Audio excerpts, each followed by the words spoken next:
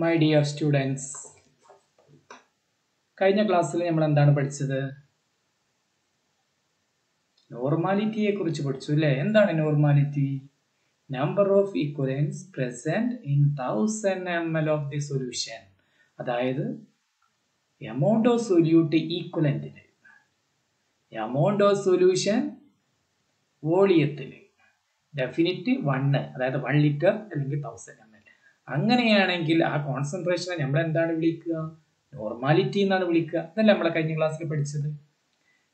പിന്നെന്താ പഠിച്ചത്? നമ്മൾ നോർമാലിറ്റിയിൽ നിന്ന് പല റിലേഷനുകൾ നമുക്ക് ഉണ്ടാക്കാം അല്ലേ? WB മാസ് ഓഫ് സൊല്യൂട്ട് നമുക്ക് കണ്ടുപിടിക്കാം. അതേപോലെ equal mass of the solute നമുക്ക് കണ്ടുപിടിക്കാം. വോളിയം ഓഫ് ദ സൊല്യൂഷൻ ഒക്കെ നമുക്ക് നോർമാലിറ്റിന്റെ ഇക്വേഷൻ കണ്ടുപിടിക്കാം. അതേപോലെ നമ്പർ ഓഫ് ഇക്വലൻസ് കണ്ടുപിടിക്കാൻ 2 ഇക്വേഷൻ നമ്മൾ പഠിച്ചു. ഒന്നെന്താണ്? WB/EB എന്നുള്ളൊരു ഇക്വേഷൻ ഉണ്ട്. രണ്ടാമത്തെ ഇക്വേഷൻ എന്താണ്? Normality into volume divided by 1000. Okay, അപ്പൊ ഇന്നത്തെ വീഡിയോയിൽ നമ്മൾ പഠിക്കാൻ പോകുന്നത് റിലേഷൻ ബിറ്റ്വീൻ, ഫസ്റ്റ് പഠിക്കാൻ പോകുന്നത് relation between normality and strength. മുമ്പ് നമ്മൾ എന്താ പഠിച്ചത്? Relation between molarity and strength പഠിച്ചു അല്ലേ? അതേപോലെ തന്നെയാണ് relation between normality and strength. നമുക്ക് എന്താ നോക്കാം. ഓക്കെ, അപ്പോൾ ഫസ്റ്റ് നമ്മൾ എന്താ ചെയ്യേണ്ടത്? നോർമാലിറ്റിയുടെ ഇക്വേഷൻ എഴുതുക. എന്താ നോർമാലിറ്റി എന്ന് പറഞ്ഞു കഴിഞ്ഞാൽ WB ബ്രാക്കറ്റിൽ G എന്ന് എഴുതണം, ഗ്രാം അത് എഴുതാൻ മറന്നു പോകരുത്, കാരണം B എക്സ്പ്രസ് ചെയ്യുന്ന യൂണിറ്റ് ആണിത്, ഇൻറ്റു 1000 ഡിവൈഡഡ് ബൈ EB ബ്രാക്കറ്റിൽ G ഇൻറ്റു VS. അപ്പം ഞാൻ യൂണിറ്റിനെ തൽക്കാലം വായിക്കുന്നില്ല. നോർമാലിറ്റി എന്ന് പറഞ്ഞു കഴിഞ്ഞാൽ എന്താണ്? WB into 1000 divided by EB അല്ലേ, ഇൻറ്റു VS കേട്ടോ. ഇതാണ് നോർമാലിറ്റി. ഇനി നോക്കി നിങ്ങൾ WB into 1000 divided by VS ചെയ്ത് കഴിഞ്ഞാൽ നമുക്ക് എന്താണ് കിട്ടുക? WB എന്ന് പറഞ്ഞു കഴിഞ്ഞാൽ എന്താണ്? Mass of the solute. ഇത് ചെയ്ത് കഴിഞ്ഞാൽ 1000 ഡിവൈഡഡ് ബൈ VS ml ചെയ്ത് കഴിഞ്ഞാൽ നമുക്ക് എന്താണ് കിട്ടുക? In 1000 ml. Mass of the solute in 1000 ml. അതിനെ വിളിക്കുന്ന പേരെന്താണ്? സ്ട്രെങ്ത് കേട്ടോ അല്ലേ? എമൗണ്ട് ഓഫ് സൊല്യൂട്ട് മാസിലും എമൗണ്ട് ഓഫ് സൊല്യൂട്ട് മാസിലും എമൗണ്ട് ഓഫ് സൊല്യൂഷൻ വോളിയത്തിലും പറയാം. ഡെഫിനിറ്റ് 1000 ആണ്. അങ്ങനെയാണെങ്കിൽ ആ കോൺസെൻട്രേഷനെ വിളിക്കുന്ന പേരെന്താണ്? എസ്, ക്യാപിറ്റൽ എസ്, സ്ട്രെങ്ത് അല്ലേ? സ്ട്രെങ്ത്. അപ്പൊ WB ഇൻറ്റു 1000 ഡിവൈഡ് ബൈ VSന് പകരം നമുക്ക് എന്ത് ചെയ്താം? Capital S, strength of the solution എന്നാണ് വിളിക്കുക. ബാക്കി ഇവിടെ ഡിനോമിനേറ്ററിൽ എന്താണുള്ളത്? EB. അപ്പൊ അങ്ങനെ എഴുതുക. നോർമാലിറ്റിന്റെ ഇക്വേഷൻ എഴുതുക, മാത്തമാറ്റിക്കൽ എക്സ്പ്രഷൻ എഴുതുക, which is equal to strength divided by EB കേട്ടോ. ഇത് കിട്ടാൻ കാരണം എന്താണ്? Since S equal to WB into 1000 divided by VS കേട്ടോ. S പറഞ്ഞാൽ WB into 1000 divided by VS, അതായത് 1 ലിറ്റർ സൊല്യൂഷനിൽ എത്ര മാസ് ഉണ്ട് എന്ന് പറയുന്നതാണ് സ്ട്രെങ്ത്. അതാണ് S. ആ S ആണ് ഇവിടെ കിട്ടിയത് കേട്ടോ. അപ്പൊ ഇവിടെ ശ്രദ്ധിക്കുക, ചിലപ്പോൾ സ്ട്രെങ്ത് ഓഫ് ദ സൊല്യൂഷൻ തരും, കേട്ടോ. അങ്ങനെയാണെങ്കിൽ നമുക്ക് നോർമാലിറ്റി കണ്ടുപിടിക്കാം. എന്ത് ചെയ്താൽ മതി? സ്ട്രെങ്ത്തിനെ ഈക്വലൻ മാസോട്ട് ഡിവൈഡ് ചെയ്താൽ മതി. ഓക്കെ, സ്ട്രെങ്ത് തന്നിട്ടുണ്ട്, ഈക്വലൻ മാസ് അണ്ടർസ്റ്റുഡ് ആണ്. അപ്പൊ എന്താണ്? സ്ട്രെങ്ത്തിനെ ഈക്വലൻ മാസോട്ട് ഡിവൈഡ് ചെയ്ത് കഴിഞ്ഞാൽ നോർമാലിറ്റി കിട്ടും. ഇക്വേഷൻ ഒക്കെ നിങ്ങൾ പഠിച്ചിരിക്കണം. ഇത് നമുക്ക് പ്രാക്ടിക്കലിന് വോളിയോമെട്രിക് അനാലിസിസിനൊക്കെ ആവശ്യമുള്ള ഇക്വേഷൻ ആണ്. അതേപോലെ തന്നെ തിയറിയിലും ഇത് ചോദിക്കും, അസൈൻമെന്റിലൊക്കെ പ്രോബ്ലത്തിൽ ചോദിക്കും, എക്സാമിലെ പ്രോബ്ലത്തിൽ ചോദിക്കും. ഓക്കെ, അപ്പം നോർമാലിറ്റി പറഞ്ഞാൽ സ്ട്രെങ്ത് ഡിവൈഡഡ് ബൈ EB. മൊളാരിറ്റിയിൽ നമ്മൾ എന്താണ് പഠിച്ചത്? Molarity equal to strength divided by MB എന്നാണ് പഠിച്ചത്, മോളാർ മാസ്. ഇവിടെ ഈക്വലൻ മാസ് ആണ്, ഈക്വലന്റുകളാണല്ലോ നോർമാലിറ്റിയിലുള്ളത് കേട്ടോ. അതുകൊണ്ടാണ് S ഡിവൈഡഡ് ബൈ EB. ഇവിടെ N-ന് പകരം M, ക്യാപിറ്റൽ M. മൊളാരിറ്റി ആണെങ്കിൽ S ഡിവൈഡഡ് ബൈ MB എന്നാണ് വരിക. ഇവിടെ നോർമാലിറ്റി ആയതുകൊണ്ട് S ഡിവൈഡഡ് ബൈ EB കേട്ടോ. ചിലപ്പോൾ എന്ത് ചെയ്യുന്ന തന്നെയാണ്? നോർമാലിറ്റി തരും, എന്നിട്ട് സ്ട്രെങ്ത് കണ്ടുപിടിക്കാൻ പറയും. അപ്പൊ എന്ത് ചെയ്താൽ മതി? നോർമാലിറ്റി നമുക്കറിയാം, നോർമാലിറ്റി നമുക്ക് കിട്ടും. ഇനി നമുക്ക് എന്ത് കണ്ടുപിടിക്കണം? നോർമാലിറ്റി നമുക്ക് തന്നിട്ടുണ്ട്, EB അണ്ടർസ്റ്റുഡ് ആണ്. സ്ട്രെങ്ത് കണ്ടുപിടിക്കണമെങ്കിൽ എന്താ ചെയ്യുക? സ്ട്രെങ്ത് ഈക്വൽ ടു EB അല്ല, EB ഇങ്ങോട്ട് പോകും. അപ്പൊ EB into capital N. Okay, EB into capital N കേട്ടോ. അപ്പം നോർമാലിറ്റി തന്നു കഴിഞ്ഞാൽ സ്ട്രെങ്ത് കണ്ടുപിടിക്കാം, ഇനി സ്ട്രെങ്ത് തന്നു കഴിഞ്ഞാൽ നോർമാലിറ്റി കണ്ടുപിടിക്കാം കേട്ടോ. അപ്പൊ ഈ റിലേഷൻ നിങ്ങൾ ഓർത്തു നോക്കണം. ഓക്കെ, ഞാൻ ഇവിടെ എഴുതിയിട്ടുണ്ട്. Normality equal to strength divided by EB. Okay, ഇനി relation between normality and molarity. നോർമാലിറ്റിയും മൊളാരിറ്റിയും തമ്മിലുള്ള റിലേഷൻ അത് നിങ്ങൾ പഠിച്ചിരിക്കണം. ഓക്കെ, നമുക്കറിയാം വി നോ നോർമാലിറ്റിയുടെ ഇക്വേഷൻ നമ്മൾ പഠിച്ചല്ലോ. WB into 1000 divided by EB into VS. ബ്രാക്കറ്റിലുള്ള യൂണിറ്റ് ഒന്നും ഞാൻ വായിക്കുന്നില്ല ഫോർ കൺവീനിയൻസ്, സൗകര്യത്തിന് വേണ്ടി. ഓക്കെ, അപ്പം WB into 1000 divided by EB into VS. ഇപ്പൊ ഞാൻ അങ്ങനെ എഴുതി. ഈ ഇക്വേഷനെ എനിക്ക് ഇങ്ങനെ എഴുതാൻ പറ്റും. ഇതിൽ കൂടെ EB എന്ന് പറഞ്ഞു കഴിഞ്ഞാൽ എന്താണ്? ഈക്വലൻ മാസ് നമ്മൾ കാൽക്കുലേറ്റ് ചെയ്യാനുള്ള ഇക്വേഷൻ പഠിച്ചില്ല. എന്താണ് ഈക്വലൻ മാസ് എന്ന് പറഞ്ഞു കഴിഞ്ഞാൽ? Molar mass divided by basicity. Acid ആണെങ്കിൽ ബേസിസിറ്റി, ബേസ് ആണെങ്കിൽ അസിഡിറ്റി കേട്ടോ. അതാണ് നമ്മുടെ എഴുതിയത് കേട്ടോ. ഒന്നും ചെയ്തില്ല, ഇതേ ഇക്വേഷൻ തന്നെ അങ്ങോട്ട് എഴുതി. അപ്പൊ ഇത് ഒന്നാമത്തെ സ്റ്റെപ്പ്, ഇത് രണ്ടാമത്തെ സ്റ്റെപ്പിൽ എന്താ ചെയ്തത്? EB എന്ന് പറഞ്ഞാൽ എന്താണ്? ഈക്വലൻ മാസ് ഓഫ് സൊല്യൂട്ട് എന്ന് പറഞ്ഞു കഴിഞ്ഞാൽ മോളാർ മാസ് ഓഫ് സൊല്യൂട്ടിനെ n കൊണ്ട് ഡിവൈഡ് ചെയ്യാം. n എന്ന് പറഞ്ഞു കഴിഞ്ഞാൽ അസിഡിറ്റി, ഇവിടെ ഇതിന് ബേസിസിറ്റി ഓർ അസിഡിറ്റി. ആസിഡ് ആണെങ്കിൽ ബേസിസിറ്റി എന്ന് പറയും, ബേസ് ആണെങ്കിൽ അസിഡിറ്റി. ഓക്കെ, അത് നമ്മുടെ സബ്സ്റ്റിറ്റ്യൂട്ട് ചെയ്യും. EBക്ക് പകരം MB/N എന്ന് എഴുതി. ബാക്കി ഒന്നിനും മാറ്റമല്ല കേട്ടോ. VS ആയി എഴുതി, WB കേട്ടോ. ഇനി അടുത്ത സ്റ്റെപ്പ് നോക്കി നിങ്ങൾ. ഈ N ഇവിടെ താഴല്ലേ, ഇനി ഈ N ശരിക്കും ഇവിടെ പോകും, മുകളിലോട്ട് പോകും കേട്ടോ. ഈ N എന്ത് ചെയ്യും? WB divided by MB divided by N ആണ്. അപ്പൊ N മുകളിലോട്ട് പോകും. അത് ഞാൻ മുകളിൽ എഴുതി കേട്ടോ. ഈ N ഇങ്ങോട്ട് പോകും, ബാക്കി ഒന്നിനും മാറ്റമല്ല കേട്ടോ. അപ്പൊ WB into 1000 into N ആണ് acidity or basicity divided by MB into VS കേട്ടോ. അപ്പൊ ഈ ഇക്വേഷനെ റീഅറേഞ്ച് ചെയ്തിട്ട് ഇങ്ങനെ എഴുതാം കേട്ടോ. ഇതിനെ നമുക്ക് ഇങ്ങനെ എഴുതാം. Normality equal to molarity into N. നോക്കി നിങ്ങൾ ഇവിടെ ശ്രദ്ധിക്കുക. അപ്പൊ ഇക്വേഷൻ ഇങ്ങനെ എഴുതി കേട്ടോ. N ഇവിടെ ഉണ്ട്, അസിഡിറ്റി ഓർ ബേസിസിറ്റി ആണത്. ഇനി നോക്കി നിങ്ങൾ WB into 1000 divided by MB into VS. ഇതിനെ വിളിക്കുന്ന പേരെന്താണ്? ഇവിടെ നോക്കി നിങ്ങൾ. WB/MB എന്ന് പറഞ്ഞു കഴിഞ്ഞാൽ എന്താണ്? നമ്പർ ഓഫ് മോൾസ് കേട്ടോ. WB/MB അതായത് മാസ് ഓഫ് ദ സൊല്യൂട്ടിനെ മോളാർ മാസ് കൊണ്ട് ഡിവൈഡ് ചെയ്ത് കഴിഞ്ഞാൽ നമുക്ക് നമ്പർ ഓഫ് മോൾസ് കിട്ടും. ഇത് ഈ 1000 ഡിവൈഡഡ് ബൈ VS ചെയ്ത് കഴിഞ്ഞാൽ എന്നിനെ നിങ്ങൾ മറക്കുക, എന്നെ നമ്മൾ കൺസിഡർ ചെയ്യുന്നില്ല കേട്ടോ. അപ്പൊ WB/MB എന്ന് പറഞ്ഞാൽ നമ്പർ ഓഫ് മോൾസ് ആണ്. 1000 ഡിവൈഡഡ് ബൈ VS ml ചെയ്ത് കഴിഞ്ഞാൽ 1000 ml എത്രയെന്ന് കിട്ടും. അപ്പൊ 1000 ml അടങ്ങിയ നമ്പർ ഓഫ് മോൾസ്, അതിന് നമ്മൾ വിളിക്കുന്ന പേരാണ് മൊളാരിറ്റി കേട്ടോ.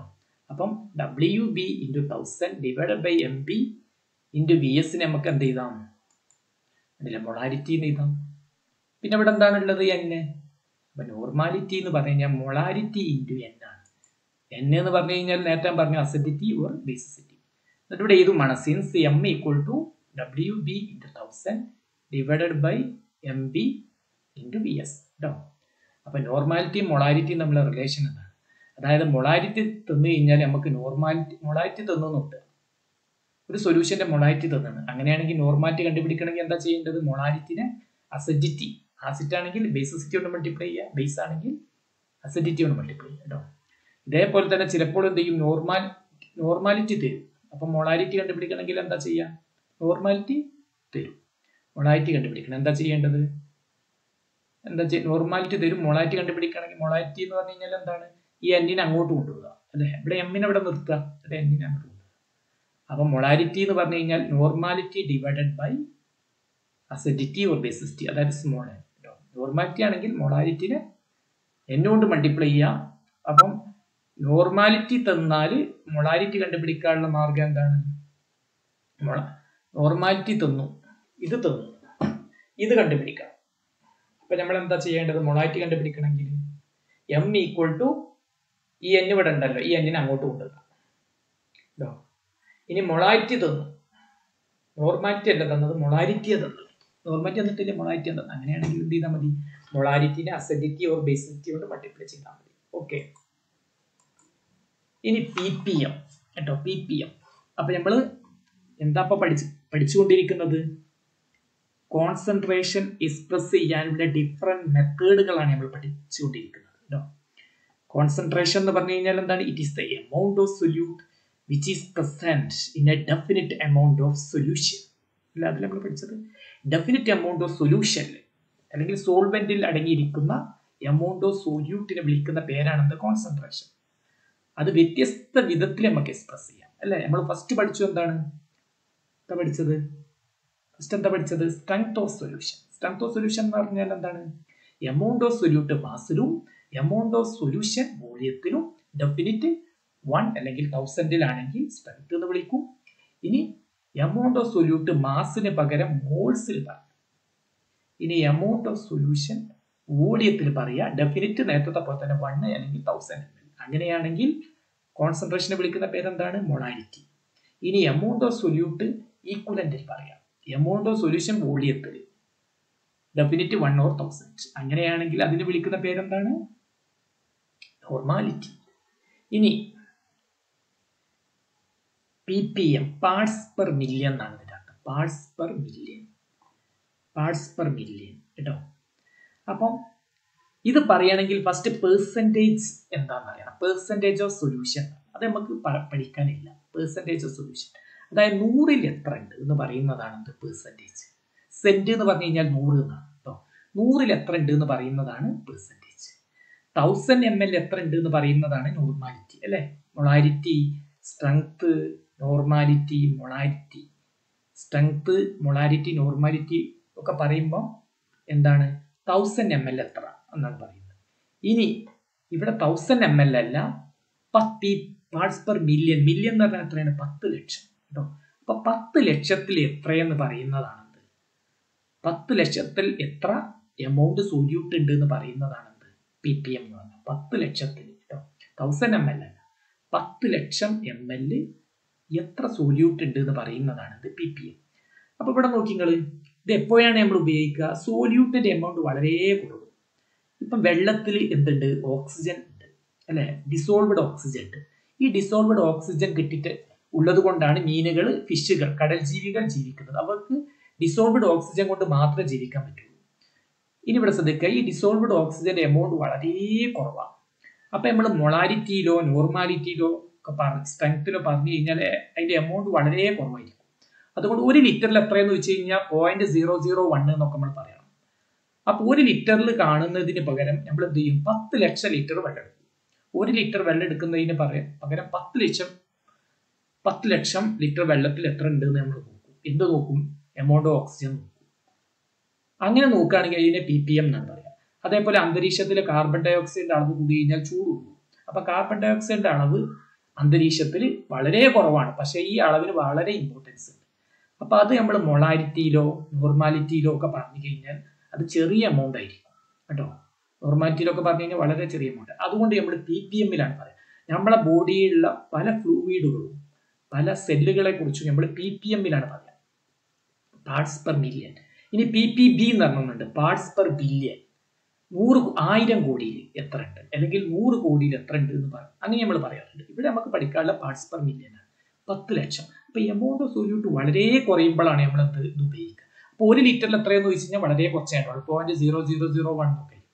അപ്പൊ നമ്മൾ 1 ലിറ്ററിന് പകരം എന്ത് ചെയ്യും? 10 ലക്ഷം ലിറ്ററിൽ എത്രയും നമ്മൾ കണ്ടുപിടിക്കും. അപ്പൊ 10 ppm 100 ppm എന്നൊക്കെ കിട്ടും. It is the mass of solute present in 10⁶ ml of solution. 10⁶ പറഞ്ഞാൽ 10 ലക്ഷം. 10⁵ പറഞ്ഞാൽ 1 ലക്ഷം, 10⁶ പറഞ്ഞാൽ 10 lakh. Okay. It is the mass of solute present in 1000 ml അല്ല, 10 lakh ml of solution. When mass of solute is very very small, concentration is expressed in ppm. എപ്പോഴാണ് നമ്മൾ ഇത് ഉപയോഗിക്കുക? Concentration or ppm എപ്പോഴാണ് ഉപയോഗിക്കുക? എമൗണ്ട് ഓഫ് സൊല്യൂട്ട് വളരെ വളരെ വളരെ സ്മോൾ ആകുമ്പോഴാണ് നമ്മൾ കോൺസെൻട്രേഷൻ ppm-ൽ എക്സ്പ്രസ് ചെയ്യുക. ഓക്കെ. ഈ ppm-ന്റെ ഇക്വേഷൻ ആണ് എന്താണ്? അതുപോലെ തന്നെ mass of the solute into 10⁶ divided by mass of the solution കേട്ടോ. ഇവിടെ മാസ് ഓഫ് ദ സൊല്യൂഷൻ എന്നുള്ളത് വോളിയം ഓഫ് ദ സൊല്യൂഷൻ ആയിട്ട് നമുക്ക് പറയാം. അങ്ങനെ പറഞ്ഞാലും ശരിയാണ് കേട്ടോ. അതായത് എമൗണ്ട് ഓഫ് സൊല്യൂട്ട് നമുക്ക് മാസിൽ പറയാം, mass of the solute, mass of solution, amount of solute നമുക്ക് ഇവിടെ മാസിലാണ് ഞാൻ പറഞ്ഞത്. ഇത് വേണമെങ്കിൽ വോളിയത്തിൽ നമുക്ക് പറയാം. അതാണ് ppm-ന്റെ പ്രത്യേകത. മാസ് ഓഫ് സൊല്യൂട്ട് നമുക്ക് മാസിൽ പറയാം, വോളിയത്തിൽ പറയാം. ഇവിടെ ഞാൻ രണ്ടും മാസാണ് പറഞ്ഞത് കേട്ടോ. ഇനി ഇത് നമുക്ക് മാസിലും പറയാം, ഇത് വോളിയത്തിലും, അങ്ങനെയൊക്കെ പറയാൻ പറ്റും ppm. അത് ppm-ന്റെ ഒരു പ്രത്യേകത. പക്ഷെ മൊളാരിറ്റി അങ്ങനെ പറയാൻ പറ്റില്ല. എമൗണ്ട് ഓഫ് സൊല്യൂഷൻ എപ്പോഴും എന്തിലേ പറയാൻ പറ്റുള്ളൂ? വോളിയത്തിലേ പറയാൻ പറ്റുള്ളൂ. ഇവിടെ അങ്ങനെ ഒന്നുമില്ല. Mass of solute, amount of solute നിങ്ങൾക്ക് മാസിൽ പറയാം.